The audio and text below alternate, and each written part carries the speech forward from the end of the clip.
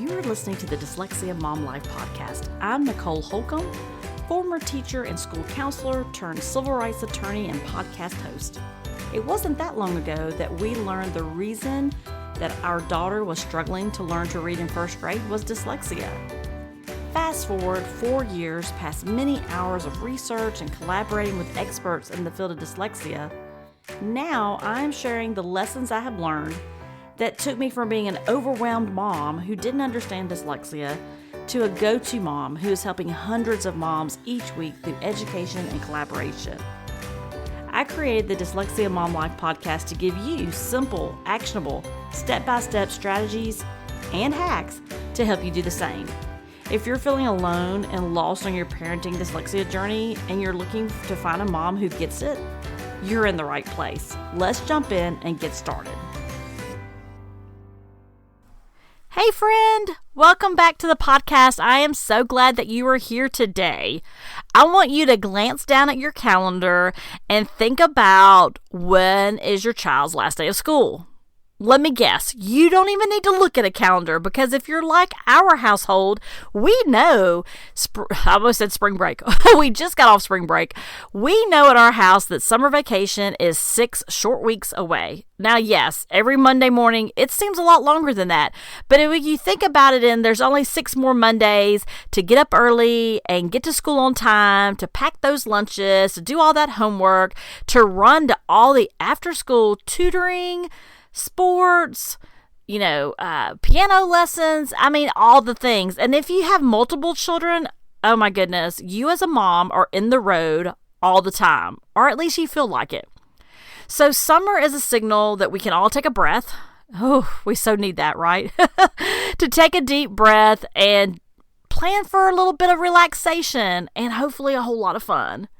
But when I think about our children, especially our children with dyslexia, you see it. You see how hard they work during the school year. The school year, school in general is hard. And the days are long. And they're exhausted. So summer is a time to relax, refuel, and recharge. Not only for your dyslexic kiddo, but for you and your entire family.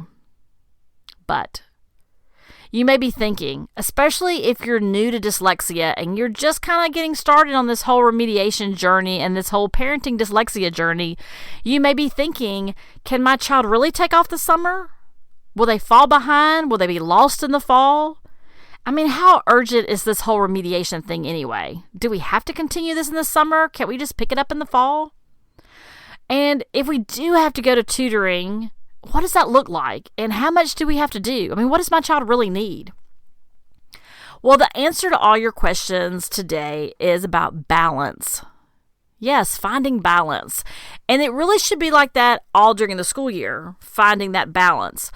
But even more so in the summer. So when you think about that balance, you're thinking about what are our priorities for our children, right? And then you're also figuring out, how can I look at our family values and figure out what do we want to do over the summer? What are some things that we as a family prioritize? And how can I balance the needs of the academics at the same time balancing the needs of the family? Because, summer really is a time for fun or relaxation. So I recently read an article that I'm going to link in the show notes, Taking Time for Summer Fun. And it was actually posted on the Yale Center for Dyslexia and Creativity. And this is what Kyle Redford had to say about summer and taking a break from remediation. She said that scientific data clearly show that many children, especially dyslexic boys and girls, lose reading skills over the summer. Let me say that again and slow that down, because you already know I'm a fast talker, right? I get excited about these things and I just keep going. So let me say that again. Scientific data clearly show that many children, especially dyslexic boys and girls, lose reading skills over the summer. So in a dyslexic child, written words are often still what they call transient, temporary. It's very common in the beginning reader to read the word correctly and yet find 5 minutes from now that she's not able to decipher the same word. The very same word. Do you see that now at home? Do you work on sight words, or do you work on reading a passage with your child, and then a couple of sentences later, or maybe when you go back the next night to read the same words again, it's gone. They don't remember it. At the very beginning and throughout the remediation pieces, your child is learning how to decode sounds, how to put the sounds back together, how phonics works. And they're learning all these amazing rules that's going to help them be successful as readers. But when we think about taking the summer off, it sounds so exciting. But when we think about what that looks like on the other side, I know none of us want to set our children up to go into a school year where they don't feel successful, where they go into a school year and they have to start over because what they learned last year with their tutor didn't stick. Because for our dyslexics, they have to do it over and over and over and over and over and over. And yes, it keeps going until they get it. And so it's not on the first try. It's not on the second try. It may be on the 55th try that they get it. It becomes more of like a muscle memory. It has to go from that working memory into a more, it's got to go in that file cabinet, right? It's got to get in the file cabinet in their brain where it's going to stay and they can retrieve it when they need it. And at the beginning, they're not able to retrieve it always. And there would be some words that they just really struggle with. So when our kids take those 5, 6, 8 weeks of break, I don't know who gets 8 weeks, but whatever amount of weeks you get for summer vacation, when your child takes off those extended period of time, their brain kind of shuts down, right? And so they go back to school and they've got to start over again, so to speak. Now, that doesn't happen with every child, right? And I'm going to tell you how to ensure that your child thrives and continues to hold on to those pieces. So there's 3 ways to help your dyslexic thrive this summer. So let's talk about those. The first one we were just talking about, that is keeping language and literacy, specifically language though, keeping that language a priority in your home. Okay, so what does that look like, Nicole? When I think about language being a priority in your home, you're going to have to start thinking about that now. What are some ways in your real world, day-to-day, that you are exposing your child to language? Many years people have always talked about math, how to use math skills. You're calculating for a recipe, how much flour you need, or you're adding up how much you could save, at the grocery store, or what of our expenses. Lots of people talk about real world math, but think about reading not as just something else you have to check off, but think about ways you could introduce it and continue to keep it on the forefront year round, but especially in the summer. You don't have to say to your child, yes, we're going to continue with language. You just continue it, okay? Let me tell you how to do that. It can look a couple different ways. It can be very obvious. It can be that for us in Atlanta area, a lot of the tutors, especially when you're in the remediation phase of dyslexia, recommend 10 sessions of tutoring at an hour a time.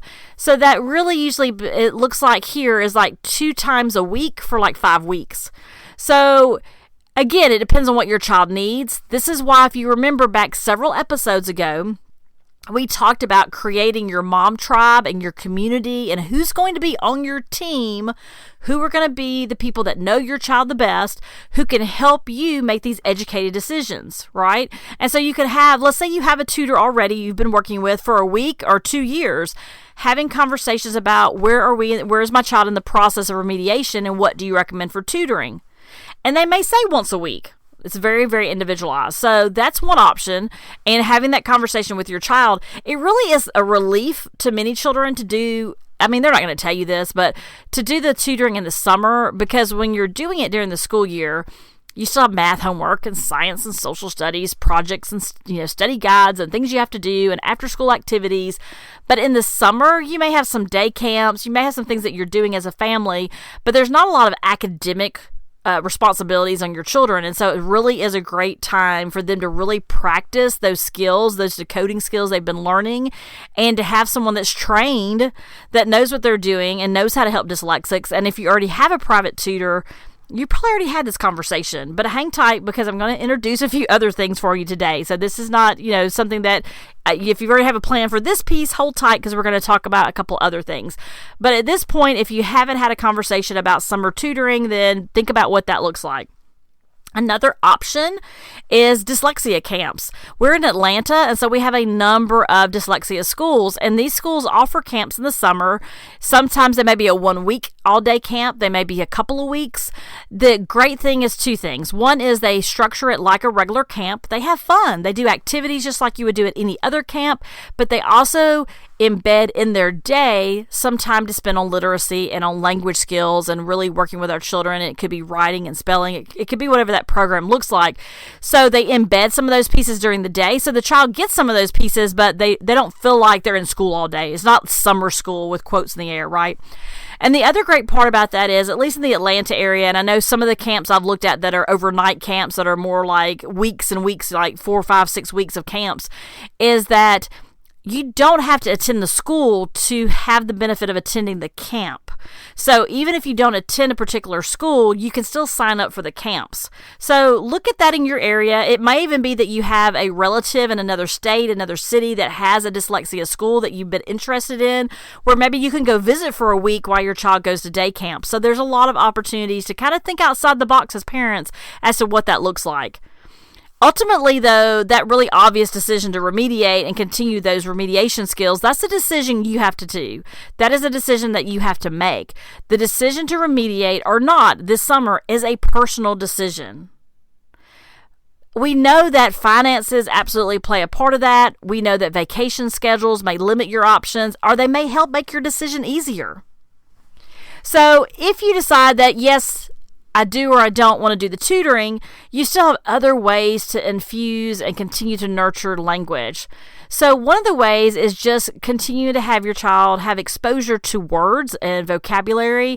You can do this a lot of different ways. So it could be that you have your child help you read a recipe to make or bake something at home. It could be that you're going grocery shopping and you give them a list and they're reading off that list and marking off what you get and put in your what was I going to say, in your grocery cart, I guess. I was looking for the word myself, trying to figure out. So there are a lot of different ways you could kind of include that within your day, but that's only going to limit you to certain vocabulary, right?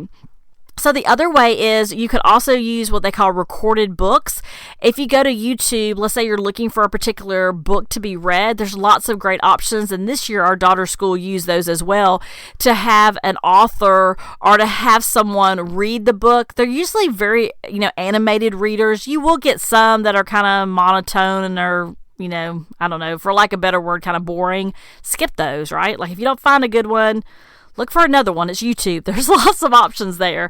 This is a great option for kids that have summer reading because it continues to have that, gives them the opportunity to be successful at hearing those books. But they also can have a hard copy where they're following along with the recorded books. If you know that there's going to be things and novels and things that they're going to have read for next school year, you can go ahead and do those ahead of time so they get the first exposure over the summer, and then maybe some of those pieces they'll remember within the school year. There are also other options and apps and websites where you can actually have books read aloud to your child. That's not the video, it's just for example, Learning Ally and also Audible through Amazon. I can put a links in the show notes for these things as well. On those two, Learning Ally and Audible, they both have options where you can have a ebook but have it read to your child, and both of them have an option where it will highlight the words as your child reads. If your child needs a definition of a word, they can click on the word, it will pop up a definition and read it to them, and so they can actually see the written word highlighted as the book reads to them.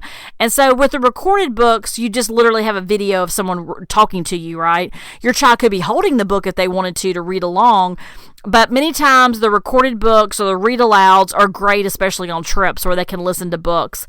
But I also want you to think outside the box. When we talk about language and being around vocabulary, that can look many different forms, right? It doesn't have to be a novel. It could be graphic novels. It could be poems. It could be that maybe you have a karaoke night and your child's reading song lyrics, right? It could be that you go to a local museum which is a great opportunity as well, and your child's reading information about a particular exhibit. So really think outside the box yourself and challenge yourself to think about how are there ways that I can infuse vocabulary and language into the summer and make it fun. It doesn't have to be not fun. Reading can be fun. So number 2, another way that you can help your dyslexic thrive this summer is through nurturing talents, gifts, their interests. I know that's not a surprise if you've been listening for any amount of time. I'm really big on nurturing these kids' talents. And one is it increases their self-confidence, which we want, their self-image, but also many times these gifts become their job in the future. And there are going to be so many jobs that we don't even know what they are right now because they're in the future and we don't know what they're going to look like.